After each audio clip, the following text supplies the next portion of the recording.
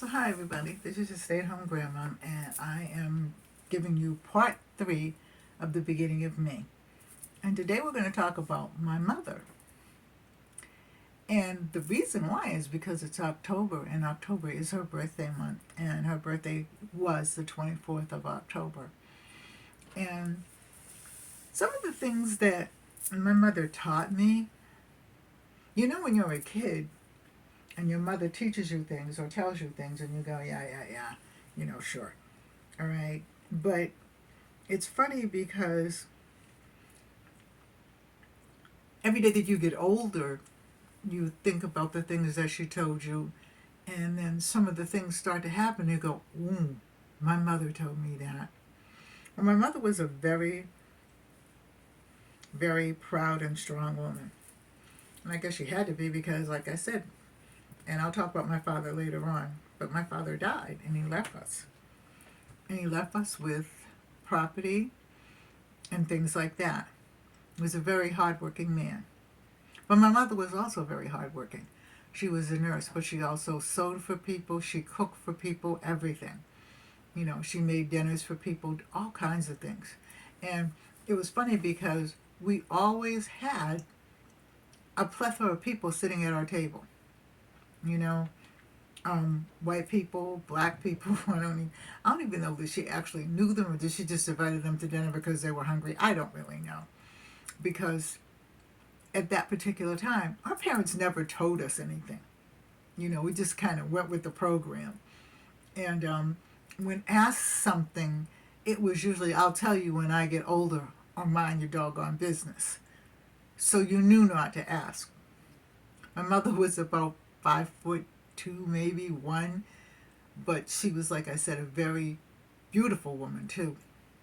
And I always thought that she was born in her country, but she wasn't. She was born here in Connecticut, in Pequannock, Connecticut. Okay, and I really didn't find that out until I was a teenager. She was telling me one day, and I said, I always thought you were born in Portugal. She said, no, I was born here. And I'm like, okay. Again, because they never talked about anything in front of us.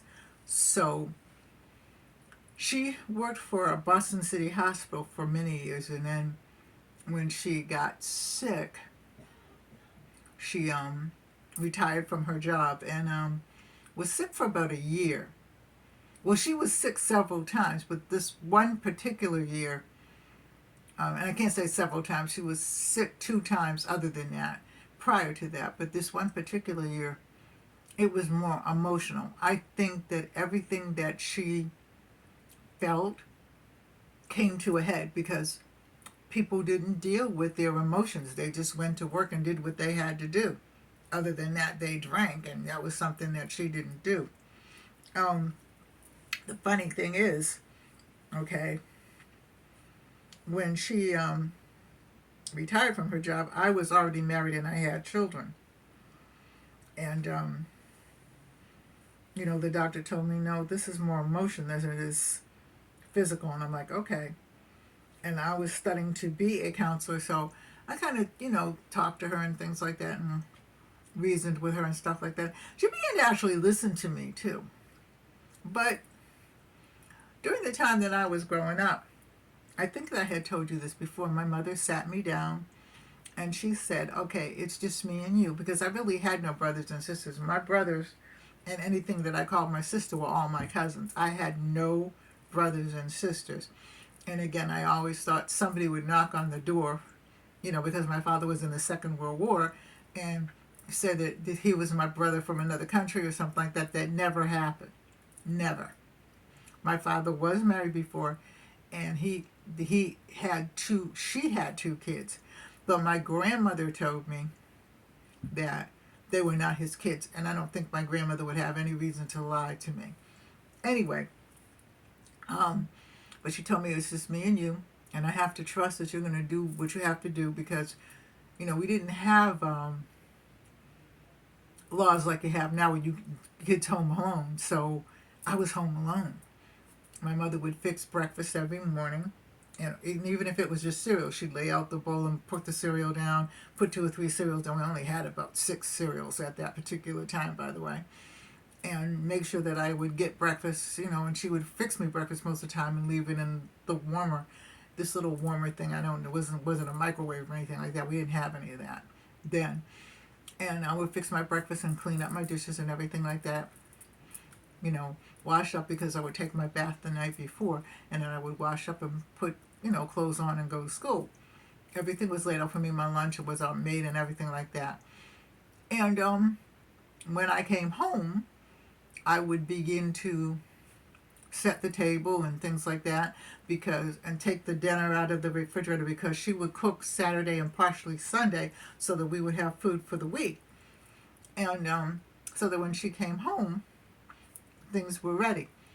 My mother decided about 6 months into this, after my father died, that she was going to go back to school. So she went to night school 2 nights a week.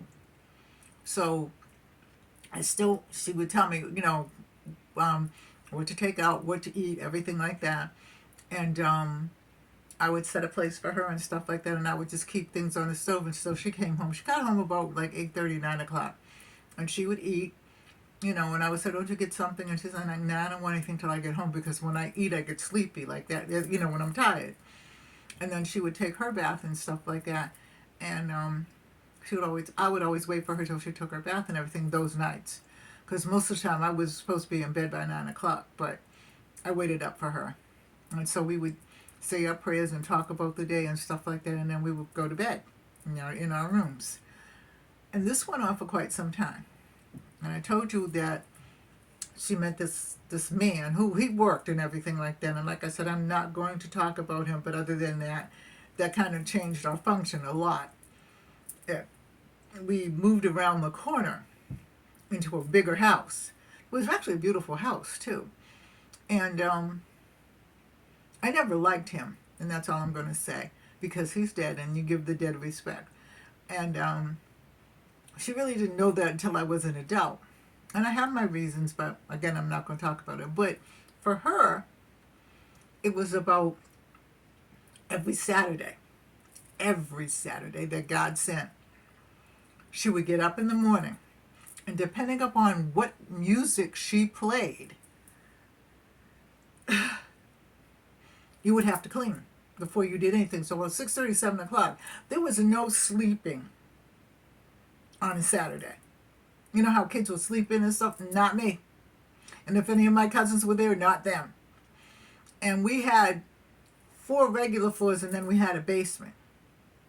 So, and it depended upon the music that she played. If she played opera, it was on.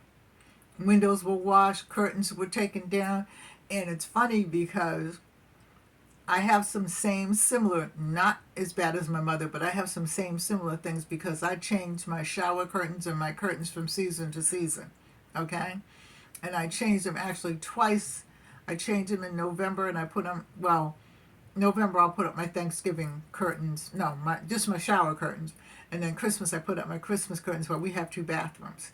Now I don't have a shower or anything. It's a half bathroom downstairs, but I put up my Christmas things and all that. So in a sense, I've become just like her. And but she ran a tight ship. Dishes were done, and they were done properly. Napkins. And what's funny about those women then, they got dressed up for practically everything. They went to work dressed up in gloves and things like that. Of course, she wore a uniform because she was a nurse. But wherever we went, if we went shopping, and that wasn't just me and her, that was everybody. White women, black women, Asian women, they all dressed up to go downtown, to go shopping. They all dressed up to go to the movies. They all dressed up to go out to dinner. Okay? We had to dress. And I mean dress, not Sunday dress, but dress to go to school. We could not wear what these kids wear now. We couldn't wear jeans. We couldn't wear pants at one particular time. Now, I don't know about other schools in other cities or towns or whatever. I just talk about New England, because I know from Maine to, I guess, New York, pretty much. Well, no, Connecticut. I don't know about New York either. but I know that we had to go be dressed to go to school, and especially when we went to high school. And the reason for that was that when we went to go for a job or something like that, that's what we were supposed to look like. Now, we didn't wear our gloves and everything like that, but if we went to something that was, nice, we had to wear our gloves and everything like that. And actually, I'm going to try to pull some pictures out and try to somehow get some pictures in here so you can see them, and then you'll understand. And like I said, the schools now, kids dress anyway, go in pajamas and stuff like that. But, hey, as long as they're getting an education, I guess that's the best way. But anyway, so she was a stickler for dressing. Always was very clean. Always was very stylish. She sewed a lot of my clothes and her clothes. And so, and she liked opera. No. I like La Traviata and Tosca. I don't know why. Oh, and Carmen. Other than that, I don't understand it, I guess, and stuff like that. But she loved opera. She loved the ballet. Therefore, I took ballet lessons. And I actually liked it, but she didn't want me to be a dancer, just for me to be well-rounded. I took piano. I couldn't stand my piano teacher. Well, no, that's not true. I liked the first piano teacher, but then the other piano teacher, no. I think he slept most of the time, but anyway. And so I finally told her, and she let me go from the piano. I kind of am sad that I let it go, but, you do what you do. She was very, very prevalent in my education. And would come up to the school to all the meetings and stuff like that, and was just there, volunteered for certain things, baked for certain occasions, things like that. And I was really proud of my mother. She volunteered a lot. She belonged to a lot of organizations. And I really didn't know much about the organizations until I was older. She belonged to the Nurses Association, belonged to the Midwives Association, the Army and Navy widows, things like that. She belonged to a lot of things. She was not an Eastern Star, though. I don't know why, but she wasn't. When my father died, he left us in a house, and downstairs there was a store and a barber shop. And I'll actually give you references so you can look it up, because it's really interesting, because Charlie's Sandwich Shop, which was on Columbus Avenue, is still there. That's the only original thing in that particular area. And that, I believe that was established in maybe 30 or something like that, before I was born, because the man who owned it was Charlie, actually, and he was from Greece, and then his son, I think, took it over after he died, and he was a wonderful man. But anyway, my mother made me study Black history. So she would get books and find things and all kinds of things and make me read them and tell me all about them and stuff like that. So she became one of the few women that was not actually black to study and then teach at the church. So, like I said, she was a lot of things. She made a lot of things. She made everything. And our house was really funny, because my mother shopped like there was a war going on all the time, I guess because of what she learned in the Second World War. Her name was Florence, by the way. And her middle name was Evelyn, but everybody called her Ev. I don't know why she was never called Florence except at work, but she was called Eve by everybody. Evelyn or Evelyn, or Ev. I remember my Auntie Madeline used to live across the street, and her husband was the one that took me to the hospital to have my baby, but because my husband was away, but I'll tell you about that later. But my Auntie Madeline, who just died about a year and a half ago, maybe, she used to come across the street to my mom, and like I said, she was a neighbor, but I called her auntie. We respected the people, and she was so funny. And they would sit and talk for hours. And I went in the room because if I was in the room, okay, and I heard it, my mother would kill me. So I would just go out of the room and do whatever. And actually, for me, I didn't even bother me because I really didn't, you know. But my mother was an amazing woman. And, you know, I mean, we had our differences. No mother's perfect, believe me. But she was an amazing woman. She did amazing things. And she won a lot of awards and things like that. And there were things that I didn't even know until she died. And at her funeral, the mayor was there, things like that. And they were telling me things. And I'm like, wow. Because, again, they never talked about it. So, anyway, that's my story from my mom. You know, bits and pieces I will tell you as I remember them and stuff like that. And I will tell you about my dad. He was a great man, too. I'll also tell you about my aunts. And I'll also tell you about me. So if you like this, like, share, and subscribe. Leave a comment in the comments section. And I will continue with this. This is part 3. And I will continue. And I will continue for a while, I'm sure. At least the beginning of the month and the end of the month. So I love you all. Take care. God bless. Stay safe. Hold your families close. Bye-bye. See you in the next video.